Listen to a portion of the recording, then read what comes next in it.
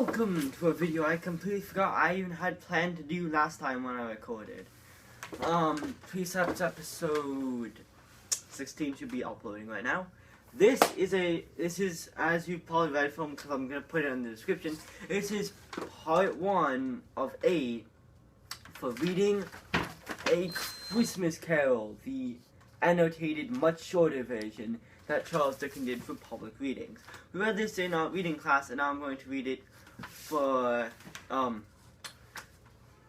YouTube video. So I'll be reading like about half a stave, which are the parts. Each video, that's what I plan to do. It might be a bit long. Just see how long is stave 1. Oh my. Oh my, this is a bit large. Okay. See, so I'm going to, and this page.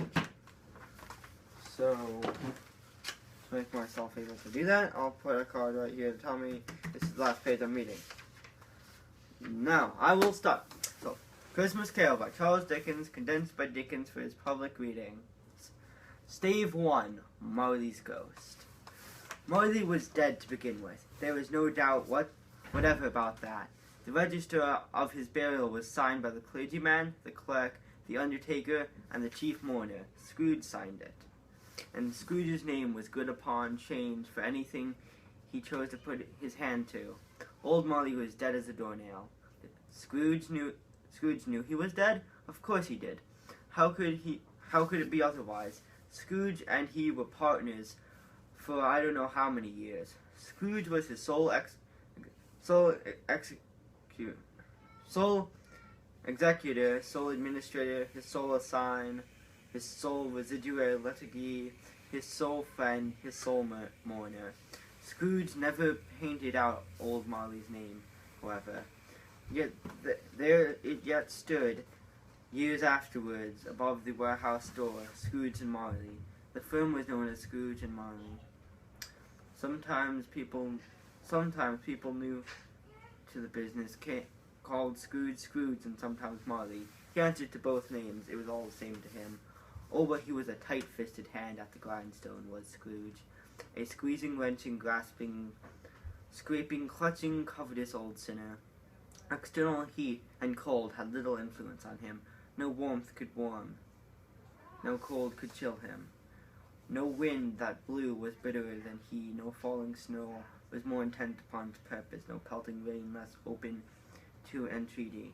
Foul weather didn't know where to have him. The heaviest rain and snow and hail and sleet could boast of the advantage over him in only one respect. They often came down handsomely, and Scrooge never did. Nobody ever stopped him in the street to say with gladsome looks, "My dear Scrooge, how are you? When will you come to see me?" No beggars implored him to bestow a trifle. No children asked him what it was o'clock. No man or woman ever once in all his life inquired the way to such and such a place of Scrooge. Even the blind men's dogs appeared to know him, and when they saw him coming on, would tug their owners into doorways and up courts, and they would wag their tails as if they said, "No eye at all is better than an evil-eyed dark master." But what did Scrooge care if it was the very thing he liked, to edge his way along the crowded paths of life, wanting all human sympathy to keep its distance, was what the knowing ones called nuts to Scrooge. Once upon a time, of all the good days in the year, upon a Christmas Eve, old Scrooge sat busy in his counting house. It was cold, bleak, biting, foggy weather, and the city clocks had only just gone 3, but it was quite dark already. The door to Scrooge's counting house was open, that he might keep his eye upon the clerk, who in a dismal little cell beyond, a sort of tank, was copying letters. Scrooge had a very small fire, but the clerk's fire was so very much smaller that it looked like one coal. But he couldn't replenish it, for Scrooge kept the coal box in his own room, and so surely as the clerk came in with a shovel, the master predicted that it would be necessary for them to part. Wherefore the clerk put on his white comforter and tried to warm himself at the candle, in which effort, not being a man of strong imagination, he failed. "A Merry Christmas, uncle! God save you!" cried a cheerful voice. It was the voice of Scrooge's nephew, who came upon him so quickly that this was the first intimation Scrooge had of his approach. "Bah!" said Scrooge. "Humbug!" "Christmas is a humbug, uncle? You don't mean that, I am sure." "I do. Out upon Merry Christmas.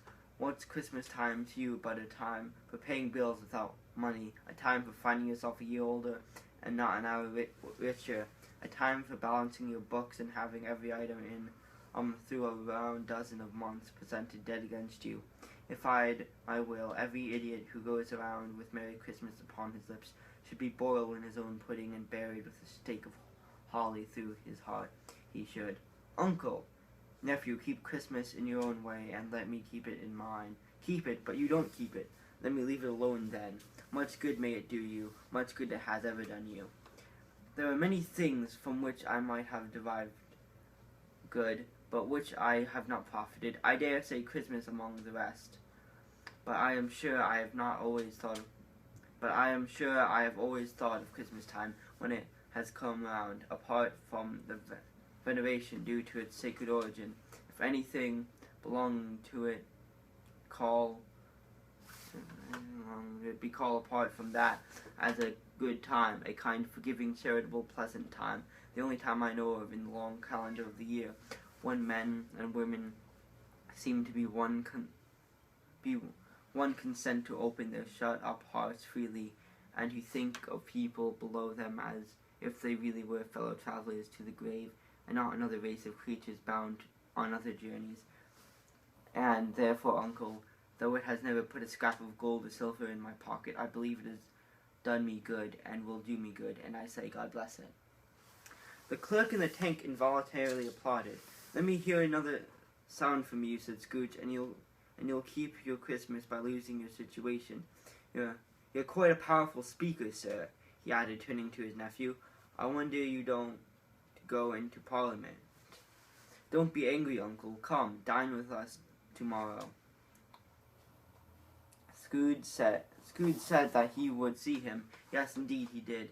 He went the whole length of the expression, and said that he would see him in that extremity first. "But why?" said Scrooge's nephew. "Why?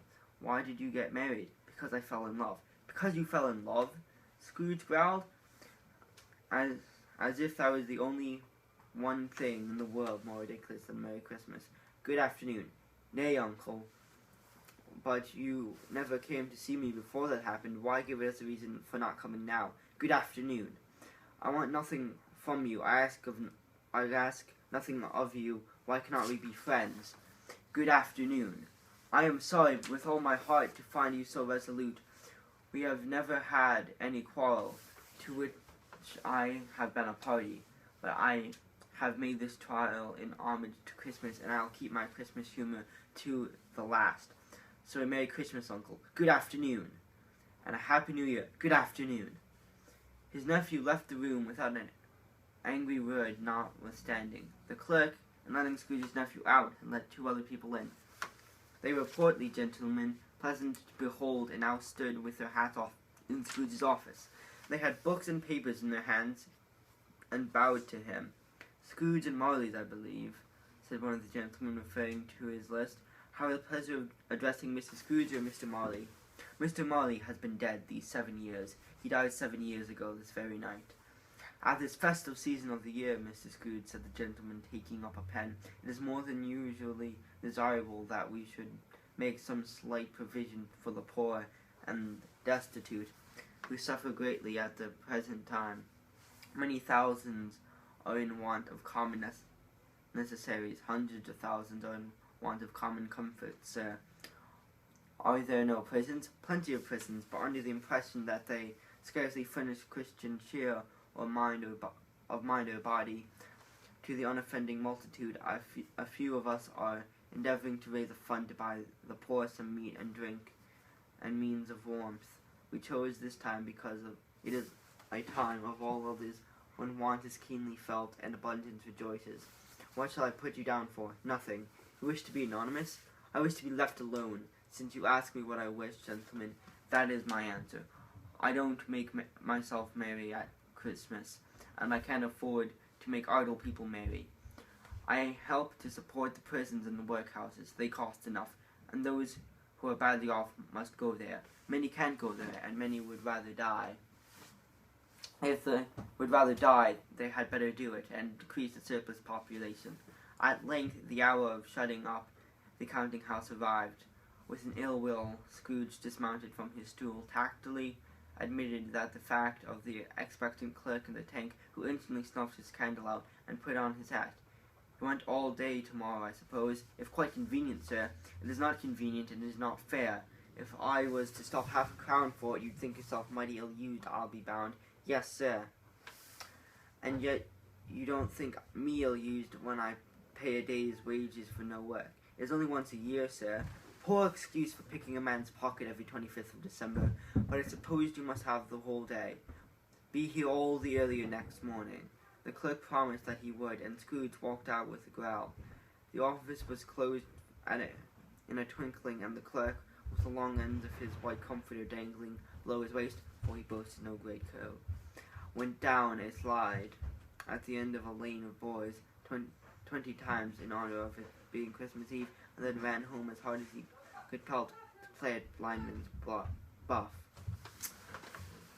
That is all I will be reading for part 1, since it's already almost 12 minutes of video. I will continue the rest of Stave 1 in part 2.